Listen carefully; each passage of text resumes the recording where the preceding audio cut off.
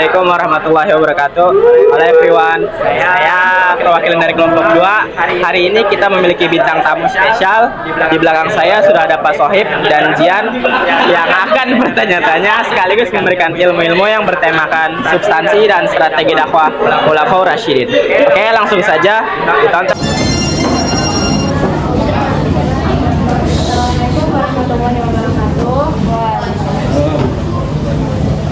Saya dari perwakilan kelompok 2 akan memberikan sebuah pertanyaan, yaitu langsung aja ya, Pak. Silakan. Pertanyaan pertama itu apa alasan Khalifah Abu Bakar mengambil kebijakan pembukaan Al-Quran? Pembukaan Al-Quran. Baik, terima kasih kawan-kawan semua. Khalifah Abu Bakar As-Siddiq itu ketika masa beliau menjadi khalifah, hal yang pertama kali dilakukan itu adalah bagaimana menjaga kestabilan setelah Rasulullah SAW meninggal, setelah Rasulullah SAW wafat. Karena banyak terjadi peristiwa-peristiwa orang-orang yang murtad, dan murtadnya bukan hanya sekedar murtad saja, tetapi murtadnya ngajak-ngajak yang lain, kemudian sampai kemudian ada yang mengaku sebagai nabi, kemudian mengganggu stabilitas keamanan dan lain sebagainya. Maka Abu Bakar As-Siddiq strategi pertamanya kan kemudian memerangi mereka. Masalahnya kemudian ketika terjadi perang itu banyak yang wafat, banyak yang meninggal. Yang meninggal itu adalah yang hafiz Quran, ya, yang hafal Al-Quran, yang mengaji dengan Rasulullah, itu banyak yang kemudian meninggal ketika perang. Maka kemudian Umar bin Khattab yang sebagai penasehat Abu Bakar As-Siddiq itu memberikan masukan, memberikan ide bagaimana kalau Al-Quran itu dikumpulkan, dijadikan satu. Itu namanya pembukuan Al-Quran atau kodifikasi Al-Quran. Jadi strategi dakwah Abu Bakar itu kan salah satunya yaitu yang pertama perang Riddah itu, yang pertama, yang kedua adalah kodifikasi Al-Quran atau pembukuan Al-Quran.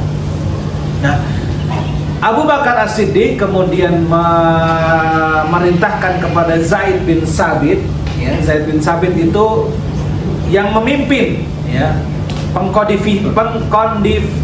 kodifikasi, ya, pembukuan Al-Quran itu. Kemudian Zaid bin Sabit dengan dibantu para sahabat yang lain, Al-Quran yang tersebar di mana-mana di antara Madinah dan Makkah, ya, itu ada yang dituliskan dalam pelepah kurma, ada yang dituliskan dalam lembaran kulit kambing, itu dikumpulkan semuanya, kemudian dijadikan satu menjadi satu Al-Quran full, ya, 30 juz. Jadi kalau ditanya alasannya kenapa, alasan utamanya adalah karena banyaknya hafiz Al-Quran yang belajar langsung dengan Rasulullah itu meninggal ketika perang, wafat ketika perang, syahid ketika perang. Takutnya Al-Quran nanti kalau orang-orangnya sudah banyak yang meninggal kan nanti hilang, ya, terus nanti ya Al-Quran lama-kelamaan ya menjadi tidak otentik lagi, ya, sama seperti kitab-kitab sebelumnya yang tidak otentik, karena kitab sebelumnya itu ada yang Injil itu dituliskan 100 tahun setelah Nabi Isa diangkat oleh Allah, ya, itu sudah tidak otentik lagi, ya, itu kurang lebih seperti itu alasannya. Terus untuk pertanyaan kedua, siapa seseorang yang mengusulkan pembukuan Al-Quran terhadap Khalifah Abu Bakar dan bagaimana? Oke, ya, tadi sudah sedikit saya singgung. Yang mengusulkan itu adalah Umar bin Khattab, ya. Umar bin Khattab punya ide yang cemerlang, melihat keadaan bahwasanya kok banyak sekali penghafal Al-Quran yang meninggal, takutnya Al-Quran nanti akan hilang. Maka kemudian ide disampaikan kepada Abu Bakar. Tapi apakah Abu Bakar langsung menerima? Oke, kalau begitu langsung kita bukukan Al-Quran? Enggak. Awalnya Abu Bakar menolak karena Rasulullah tidak pernah melakukan ini. Jadi Rasulullah tidak menyuruh, gitu ya, tidak menginstruksikan untuk Al-Quran dikumpulkan, kemudian dijadikan satu, setiap muslim dapat satu, gitu, nggak ada, ya. Ya, Al-Quran itu diajarkan kan, Al-Quran turun berdasarkan wahyu ya, ya apa namanya, per kejadian gitu ya. Turun sedikit. Nah, ketika pas turun banyak, kemudian ada jamaah, ada sahabat-sahabat di samping beliau. Kemudian akhirnya para sahabat ini hafal. Meskipun hafalnya ketika turun Al-Fatihah, dia hanya hafal Al-Fatihah saja gitu. Tidak hafal secara keseluruhan gitu. Tapi kemudian melihat hal ini, bagaimana hafiz-hafiz itu banyak yang meninggal, kemudian Umar mempunyai ide seperti itu. Abu Bakar awalnya menolak ya, tapi kemudian akhirnya setelah berijtihad, oh ya benar juga kalau tidak dikumpulkan nanti akan lama-kelamaan habis nanti yang menghafal Al-Quran, takutnya Al-Quran nanti tidak otentik lagi. Lanjut ke pertanyaan 3, faktor yang melatar belakangi penyusunan standarisasi Al-Quran pada masa pemerintahan Khalifah Utsman bin Affan. Oke, baik, berbeda dengan Abu Bakar As-Siddiq, beda pula kisahnya dengan Utsman bin Affan. Ketika zaman Khalifah yang ketiga, yaitu Utsman bin Affan, itu wilayah Islam itu sudah semakin luas, ya, membentang dari itu semenanjung Arab, itu semuanya sudah wilayah Islam, sudah wilayah negara Islam.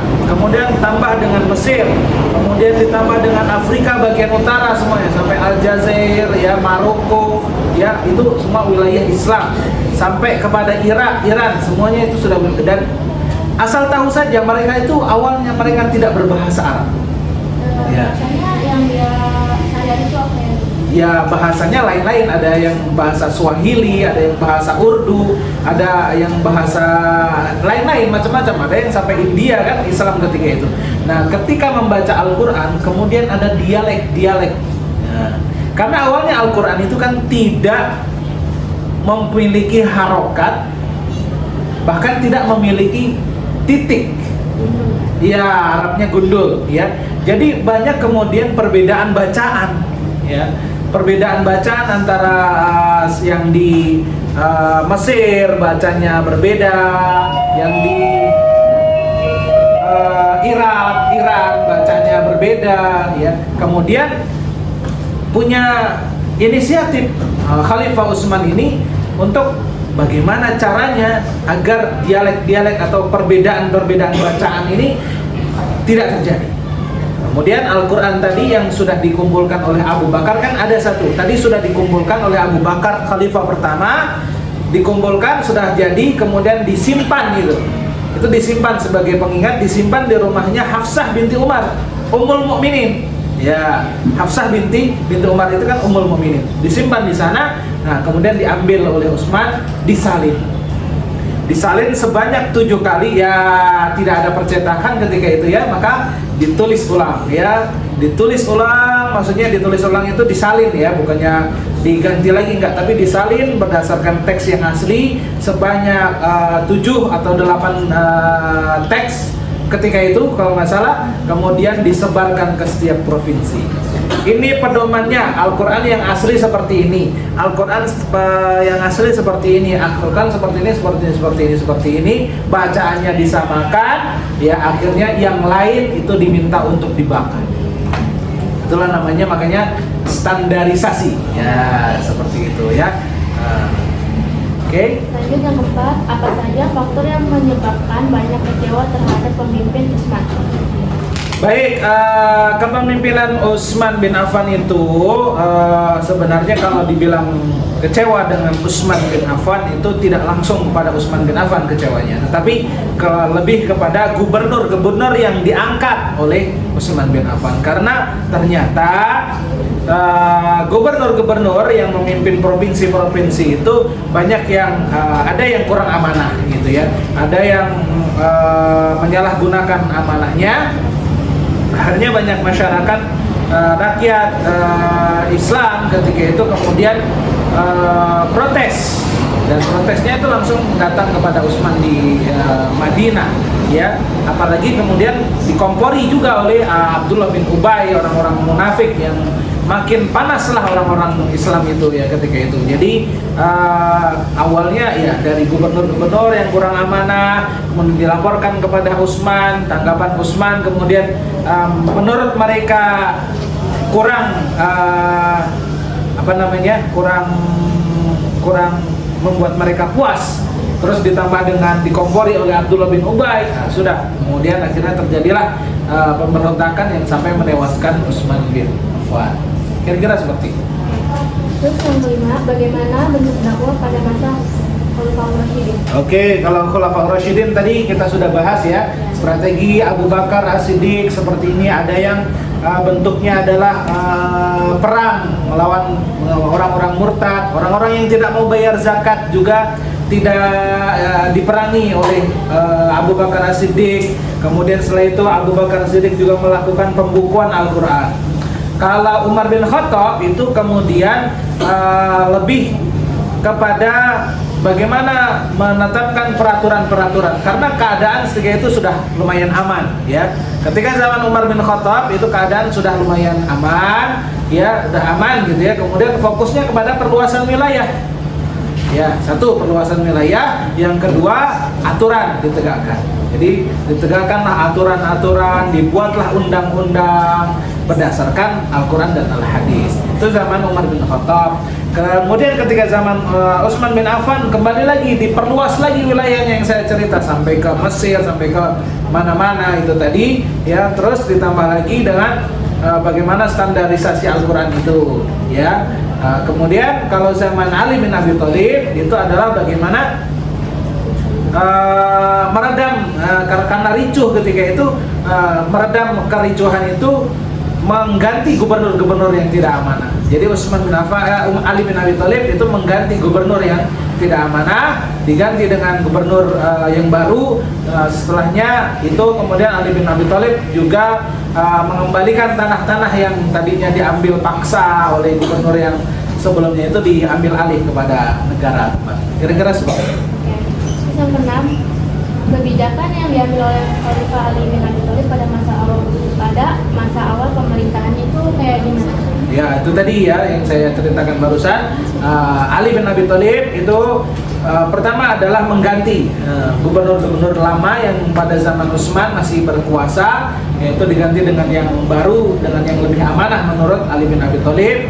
Selanjutnya ada tanah-tanah itu yang tadinya wakaf kemudian diambil alih oleh penguasa, itu dikembalikan lagi kepada negara ya. Bagaimana berdakwah pada masa Khulafaur Rasyidin? Lebih ini sama seperti pertanyaan yang kelima tadi ya. Kemudian saya yang ke-8, apa latar belakang tentang substansi dari Khulafaur Rasyidin? Latar belakang ini maksudnya gimana nih? Latar belakang substansi.